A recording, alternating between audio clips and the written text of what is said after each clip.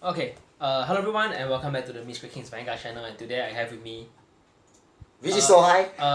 fourth round WGP standard out. Alright, ACQ out. Fourth round out, yes. Okay. Okay, anyways, today I'll be doing a Luard deck profile as promised, like, I don't know how many months ago. I haven't did a premium deck profile in quite a while for Luard. Okay, now for the past 2 months I have been doing nothing but playtest with this shitty ass deck. Yes. Okay, but anyways, it was actually a really disappointing tournament on my part. First one was a buy, which I won from my Card Nation shop challenge. I don't know if you guys know, but yeah. Card Nation actually posted a video of me topping the tournament with Luard, but a different build, obviously. Which was a very bad mistake because I think because of buy I didn't make top card. So second round was a win against Ichitom.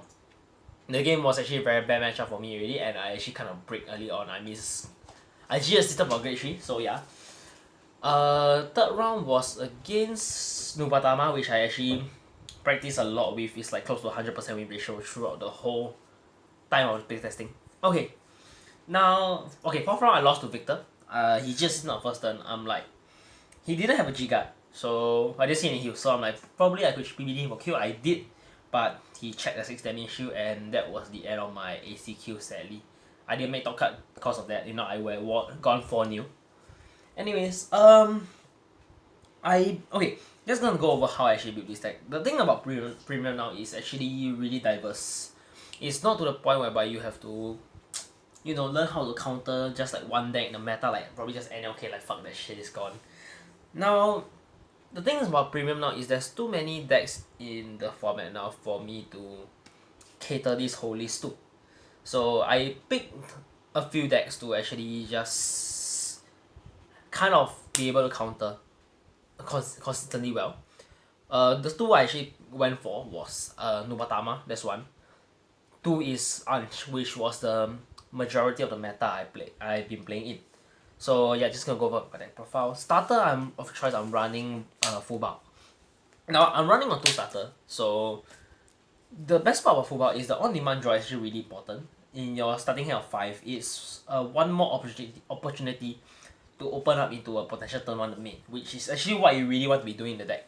You can turn on if you can get the main on turn 1, you effectively won the majority of the early game already. And as for Vicro, I know some people don't really like this card, I can see why. Like, okay, I don't run it as a starter because the on-demand draw is a lot more resourceful. As for this, it's a 2-in-1 resource. It's a soul together with a counter charge, which it can be tilted on my Nermin. That's why I run this as one off. It's actually really good.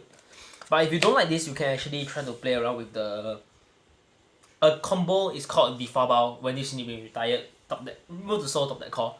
The Defabao together with Ni's combo. That's something you can try out if you want to. I was testing it at one point, but that extra push isn't really what you really want to be doing in this current meta. I mean, that's from what I feel when building this deck. So 2 starter is. Now, the spicy part of the deck, I don't think anyone expect this, is the 4 copies of Dragheart. Okay, I'm pretty sure people are gonna start questioning the shit out of me. Why are you running Dragheart over Drag 4? I do still run the Drag 4, but as low count. The thing is about Dragheart is that it opens up a lot of plays that you can't do with Drag 4. I mean, yes, you get a -1 from your opponent through Drag 4 if you call it reachable, but majority of the great ones aren't really reachable. So that's one thing to consider. Now with Dragheart is that you can tutor 2 at once, which is like the best part. You think through your deck so quickly that by the time you reach 3rd strike, your deck is nothing but triggers and dead cards. Some dead cards, but probably let's not get to that. And the thing is, it allows the Count Blast to retire 1 and call 2. It allows you to get away to not using Drag Abyss skill to flip. So you're already plusing 2 off the bat already. And this card sends 2 Great Ones back. So if you ever find yourself not having any units to call up, you can effectively send these 2 back and not use this strike skill and not even use Drag Abyss skill to have the core targets to do together with Dagda if you really have to. But downside of this card is what's that called? The part that where you can't strike when you're first strike. So that's why let's bring us to the part where I'm running more than just Dragheart himself, which is 2 Drag 4.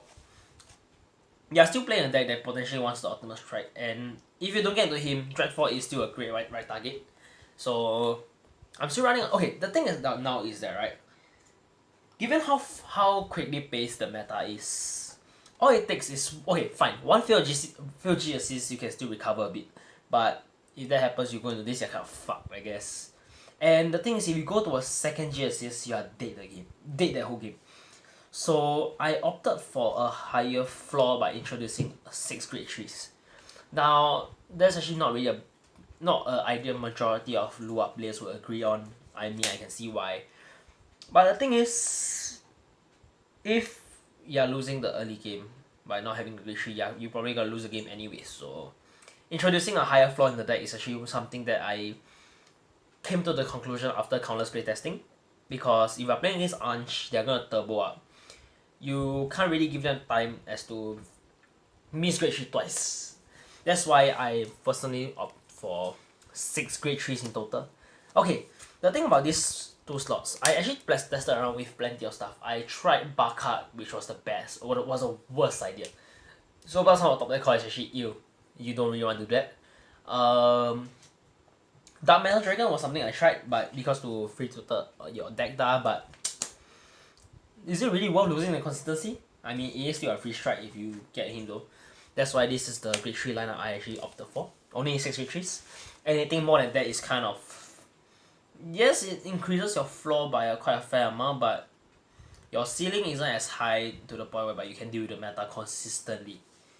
Now, the main win con, I think this is a self-explanatory staple for of Dagda.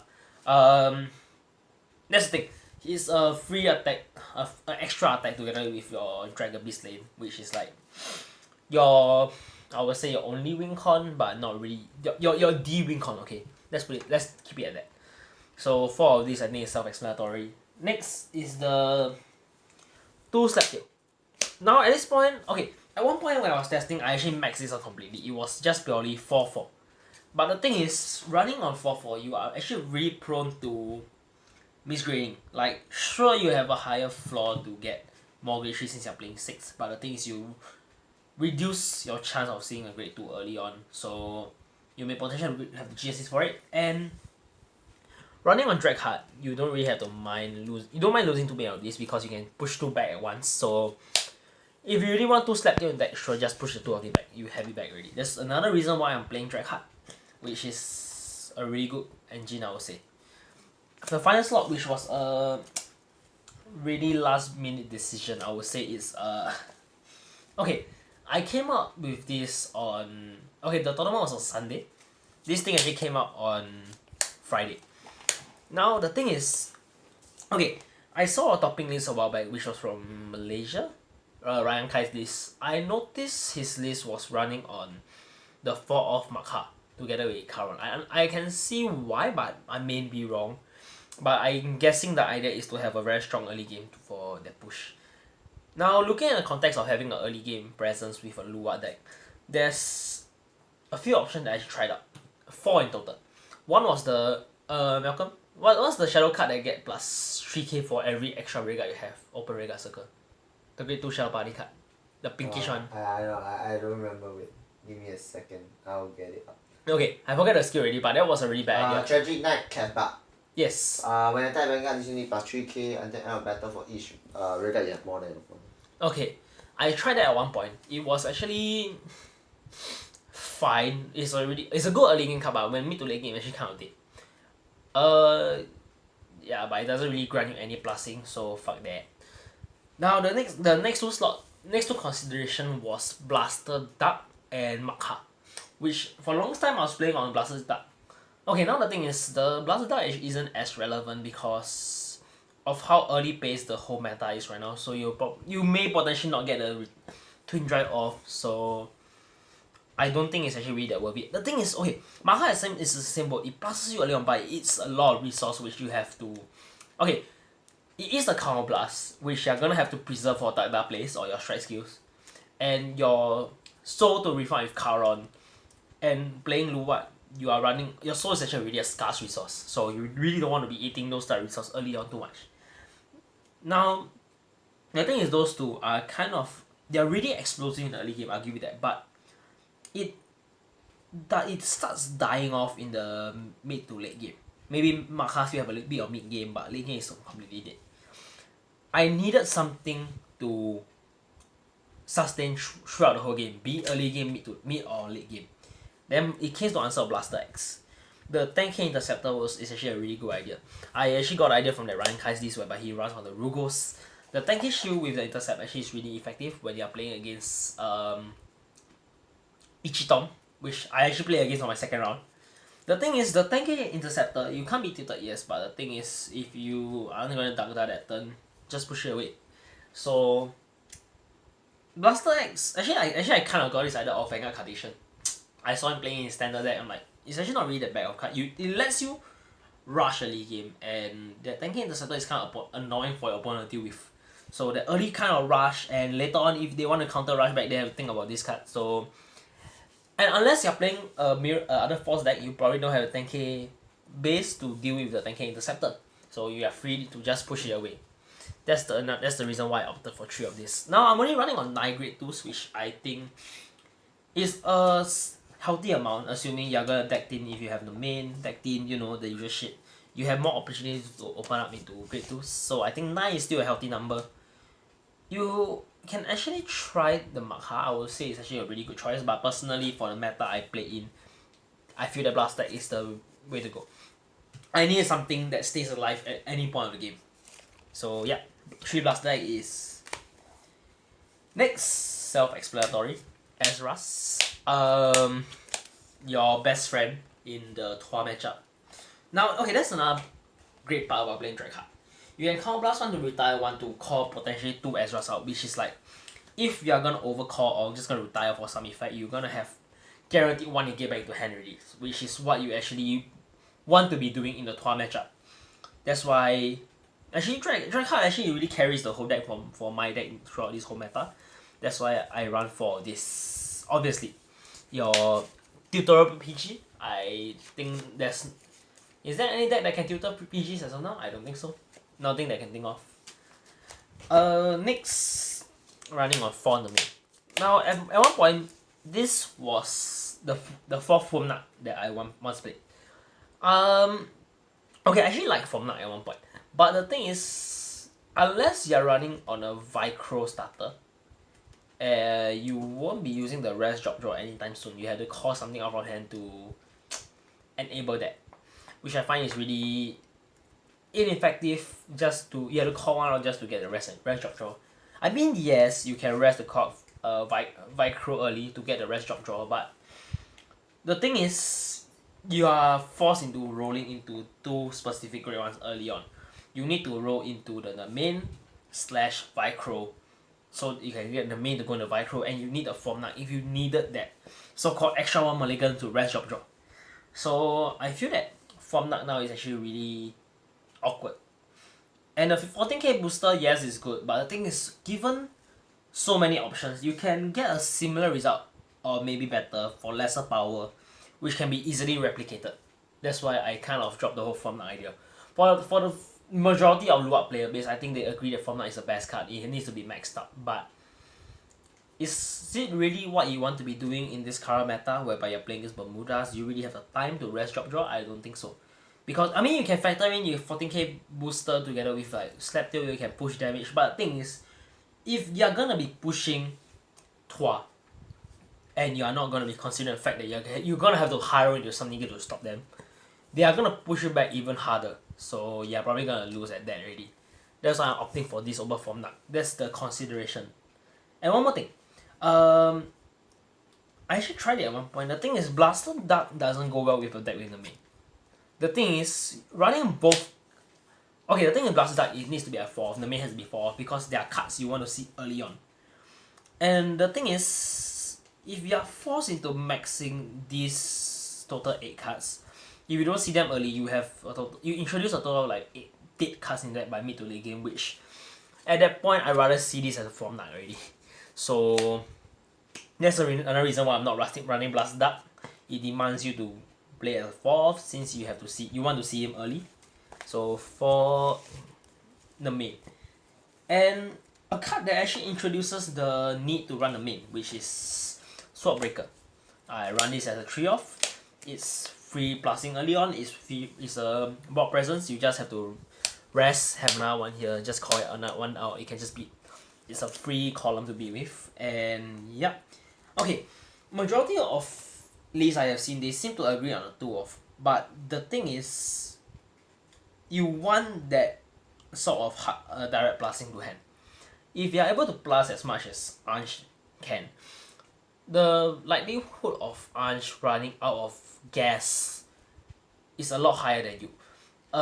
Lucille. What's the G? Tirua? Is it? Giga or The Withstander. Withstander? Yeah, Tirua. Yes. The thing is, Tirua is generally usually a 3 to 4. And it's 4 off. Don't take 3. Okay, the thing is your juice kind of packed, so yeah, 3 to 4 maybe. The thing is, they are gonna run out of juice very quickly, and once they exhausted their Tiuras, it's gonna go to a point they're gonna go into the GB8. So GB8 is actually their weak, the most survivable turn, if that's the actual word. Is it survivable? I don't know. I guess so, but I mean, you get the point. You get the point. So when it comes to that, if you're able to outgrind them to that point, they're gonna run out of gas completely, and you can just kill them from there. Which Drag Heart, I'm gonna mention again, is really important because it allows you to not have to use up that many of his own skill to Soul Blast one, to flip himself. You want to preserve that whole front row plus 10k as much as possible throughout the tour matchup. Which is another reason why I introduced Drag Heart into the deck. So running is a 3-off. I'll say 2-off is fine if you want to try the whole Diffa Bao together with Nice combo, which a friend of mine, Jia, actually enjoyed it a lot. You can probably just take the 2 of these out for 1 Diffa Bao and 1 Nice. If you really want to try it, it's actually a really fun combo, but not something I actually opted for this current meta. Sorry about that. Okay. The whole combo actually gives your deck a slight push. So it's a guaranteed 1 more attack on a deck that turn with Dragon Beast without having to check a stand to extend your number of attacks. So it's a reliable stand. Sorry about that. In that whole context. That's why if you want to, that's actually not a very bad idea. You can just go try it yourself. Next is 1-2 Charon and the 1 Abyssal Hour. Now sorry. Running a deck that is on that many counter blasts and so much resource, you want to keep your resources as light as possible. Okay, I'm just gonna say right now, I play 1-off, another 1 Painter. And okay, these are the whole resource cards you see in general. You saw this earlier. Now, the whole deck runs on so much counter blast. You counter blast to draw, which I'll be honest, I play this deck, I spam it quite a little bit. So if you have to, go for it. The thing is, you want your resource to stay alive as much as possible if you're gonna be drawing that many. So these 5 cards, they are like the base of the deck. They are the root of the deck to allow your deck to play, to do what it has to, like drawing that much. That's why I will actually personally run around 5 resource cards is around healthy range already. And this is why I opted for 2 Charon. The Soul Blast one for counter charge is actually really good. If you have to, you for drag card, you can just set 1, call 1 of these, call 1 of this. Is a free counter charge because you can insole 1 to Soul Blast 1 to counter charge 1. So it's a free counter charge in that context. And Vicro is just a 2-in-1 resource card. It's a free soul, it's a free counter charge. But sadly, it wants to be retired, which a lot of your deck has. They want to be retired, like rested the main, all these extra, etc, etc. As for Abyssal Hour, I kind of play him because 2 days before your reckless spending, I saw the Abyssal SP. How much? Just pick it up. And I'm like, it's kind of sad if you don't use the SP you just bought in the tournament, right? Okay, but yeah, it actually did come in handy. It's okay. The thing is, you do kind of first strike Ogma pretty consistently with this deck. So if you have no if you are able to counter charge off with this after strike skill after Ogma, you counter charge with this, it opens up potential dark play on your Drag Abyss, not Drag Abyss, your Ogma turn, which after forcing out 5 cards from opponent, it's gonna force out even more because you're gonna be pushing that a little bit, which will allow you to scale up to a very allow you to snowball to a very impactful Dragon Beast turn. That's why I like this as a one-off. If you really don't like it, it's fine. You can potentially sub it for second painter or third Charon, up to you. But if you really want to go that route, I would say max. I would say pump this for another painter because your deck does run on a lot of soul. So yeah, these are all the resource cards that you see right here. 5 is around a healthy range already. If you want more, sure, kind of greedy. Next, one Dialect for the Soul Blast draw, and you can potentially get a retire if you kind of road. I wouldn't want to say riding into Drag 4 is a misroad because you can play with both the trees. And you can potentially just do what the whole Drag 4 deck. I wouldn't really classify it as another deck, but you get the idea. Counter Blast 1 to call 1 to retire 1. If you can, you have to play it out. Just go for it. It's still a free Soul Blast 1 to drop. One off is enough. You eat a lot of soul in your deck. You have Charon that is soul. You have, I don't know. Actually no, I think just Charon and your Dragon Beast. So one is a healthy range. Now the one card is called the Honoli. Okay. Playing Honoli in your deck is kind of like asking yourself, do you want to buy insurance? So basically you're trying to ask yourself, do you want to be safe and sorry? Now things like, for the longest time I wanted to sub this out for another painter, which I am actually really liking the high resource count. But the thing is, the potential off chance I see some loopy ass deck, Potpourri, Murakumo, you don't know what kind of loop deck I'm gonna see that. So running this is just like insurance. If you don't need it, fine. Just throw it again if you need it for the, I don't know, like just pop it out early, negate for the ride it, whatever you can think of. It's just a deck card. In matchup they don't need it. But yeah, it didn't came in handy the whole tournament, but I'll say just keep it there because you don't know what's gonna happen. As for triggers, it's actually a really cookie cutter build. 2 Balaya Hour. You don't want to max it out. Like in this meta whereby it's so heavily rushed, you actually want to see V triggers a lot more. So I'm playing 8 crits. I saw someone on proof card mentioning that I'm not running 4 Trumpeter, even though I would have won that final game, you know. Max Trumpeter fuck the Death Feather Eagle. Someone mentioned it. So 8 crits is actually a healthy range. I mean, checking a crit early actually kind of wins you the early game. Other than Hua, you don't really want to damage Knight anyone in this meta unless maybe Ezel if you want to consider that, but fuck Ezel. Like, there's really no point building a deck to kind of counter it because the thing is, it's just Ezel is just high roll. If you high roll, they win. They mid roll, you can't win. There's really nothing thinking process going to that. You can just counter the way you normally would. It's a very mediocre deck if they don't high roll. So 8 crits at that. Next is the 4 Kersai Raven, probably the best stand you have in the deck. Rest, return, send stand trigger back. Okay, at one point I was testing on 5 stands. 4 of these I want a Magician because of the Mega Colony matchup. If I have to get an extra retire, like for Phantom Blaster Diablos, when you retire 2, that will come in useful, but the thing is, the crit is actually a lot more valuable. You want to see the crits early as possible. That's why I'll say just max the crit out. The 1 stand is kind of win more by that point, so I didn't bother with that final stand. Next is for is the heals. Now, I never liked the idea of running 2-2 or 3-1, I don't know, somewhere along that line, like mixing your triggers some magical way, I don't know what the fuck you can think of. Now the thing is, as I think some YouTuber mentioned before, it just gives you, okay, it introduces a lot of inconsistency to the deck, which is not something you want. So it's an option.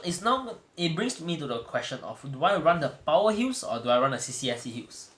Now, I came to the conclusion that the CCSC heal is kind of like you riding a bike on training wheels. Like, it's very stable, but the thing is, it can't. Okay, then let's compare it to the power heal, which is like, I guess, a mountain bike. It's not easy to master. That's the thing. But when you do master it, it gets you fucked. So that's the comparison you're trying to make when you're deciding whether or not you want to play a CC ACQ or a Power Hill in Luard. So at the end of the day, within 1 week, I was trying to manage my whole deck's resource in a way whereby I can suit it to be able to play Power Hills, which it kind of worked out. Throughout the whole tournament, I never felt that the CC ACQ would have been useful. It would have felt win more at that point. Then the Power Hill would have been a lot more relevant. That's why, that's another reason why all these resource cards came in so useful throughout the whole tournament. That's what it gives me a reason to run more Power Hills, which is hello. So that's the option I opt for my triggers. As for G-Zone, which is something I'm actually really liking. Okay, the most spicy idea I came out with, Drag Driver Luard. I'm pretty sure no one ever remembers him. I'm pretty sure a lot of people can question me, why the fuck are you not running the Aura Geyser package in a deck that runs on Drag Hard? Now the thing is, if you're playing against Bermudas, they are probably just gonna be bouncing your whole board and not leaving you anything to retire for your Drag Hard skill.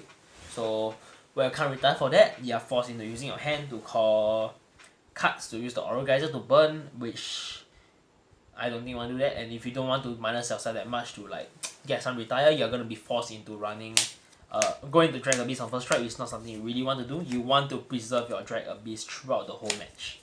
So the Drag Hard, okay, do note that when you place, you have to be on Ritual Tree before you use the skill, before both go on standby. So you can actually, I'm pretty sure most of you can know by now, you can, if you have no retire targets, you can on play Soul Blast on to call something, then use strike skill to retire that. Someone actually tried against me, he damaged 9 me, so I went into this, into a Charon, into a counter charge, so I could play this off. Which came in actually really useful. When the opponent wants to damage 9 you, or like they see you have like, I don't know, like 2 rear guards, they just bounce that instead. Not give you any retire fodder. That's why this card becomes really useful. Now this card may potentially change as the meta shifts, but as of now, Drag Driver is actually a really good option that I opted for the meta I played in. Which is actually a really spicy idea. I have no regrets bringing this card in. Next, another one of, which is Carnivore Dragon. Running on a Drag Hard base, you don't have that much retire power that Drag 4 gives you. So if in situations whereby you want to do a bit of minusing on opponent, but he is a good strike target, it came in quite useful throughout testing in tournament as well.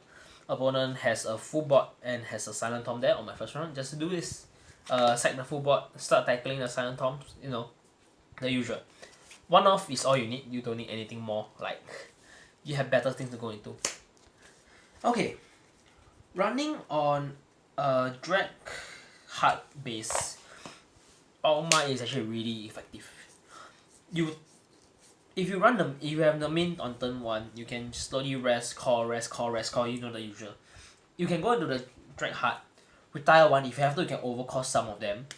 And you will so blast some things in the process. That's where Ogma becomes alive on your first strike. That's another reason why I love playing Drag Hard. It turns off your Ogma as early as possible.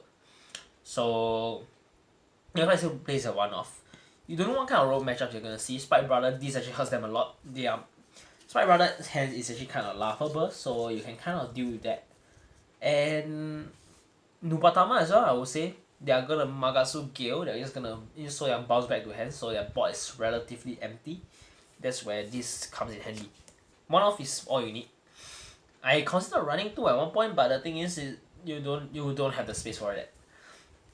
Next is 2 copies of Phantom Blaster Diablo. The reason why my opponent 6 damage shoot against me. Okay, now this card is like the main win con.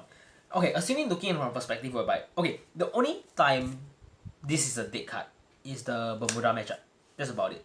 In the Nubatama matchup, if you know you're gonna go for the kill with this, just if you have, I don't know, like 6 card hand size, just call over, overload until you have 2 cards there, specifically 2 cards, because the G-Guard, what's the name of the G-Guard? The one that needs 3 cards in hand, opponent hand.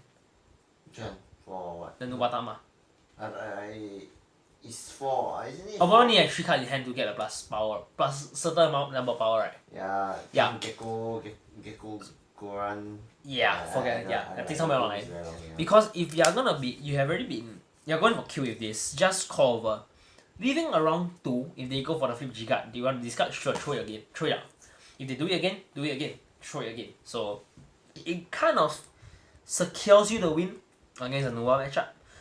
And on my last round of Swiss, my opponent was, he just hit on first turn. So, and he kind of drew like 4 cards on his first strike, which 4 randoms, he didn't have any heals. So I willingly gave him first strike on hopes that I can PvD him for kill.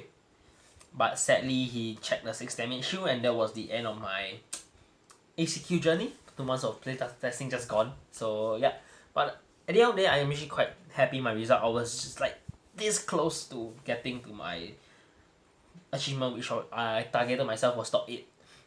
But yeah, I'm actually really happy with this haul that I actually came up with. 2 of these is win con against anything but Bermuda. And also against Bermuda, if they kind of run out of ally and they have an empty ball, you can still go for this. Their ally kind of run out really quickly, they're gonna flip 1, and if they kind of, you catch them off guard by not soul blasting and returning face down, you can just go into this and just go for the kill from there. Next is self-explanatory for Dragon Beast. I don't think there's anything that needs to be explained about this card. It's just free, your finisher, your kill turn, whatever you call it. Next is the G-Guards. I kind of forgotten about one card. I don't know what the fuck's my Ultima, but yeah, hello. One Ultima, you never go into... I have never... okay, ever since I've been playing this build, the need to Ultima actually kind of went down. Because of how much you are able to preserve your Dragon Beast because of Drag Heart. So you are able to go into your other strikes which can potentially do more. You can go into your Ogma on first strike, which doesn't demand... okay, which kind of allows you to get away not using Dragon Beast on first strike. Drag Driver if you have to. So Ultima kind of becomes but it's there if you really want to secure some wins. Why not? It's a good one-off. You definitely have to be running this. Seabreeze even isn't that relevant anymore. The simple reason that you have an early game with the main Blaster X for my case, or Makha or Blast Dart for majority of the player base. G-Guards, Bronak is there when you're breaking. If you give your opponent first strike, you want the first strike Oma, just go into this. You can high roll in some great ones. Oma is alive. 2 Clockmaker, break 25k shield. Why not? It's free. Self-explanatory. Jenny though, over there to take advantage of your date in the mains on board, just push it up, you can just draw 1. And 1... I forget what's his fucking name. Effectively your bigger shield. This card actually didn't even came in useful at all. I mean, in this meta whereby if you play against each Tom, this is kind of dead, so you don't really want to use that often. 1 off is all you need. So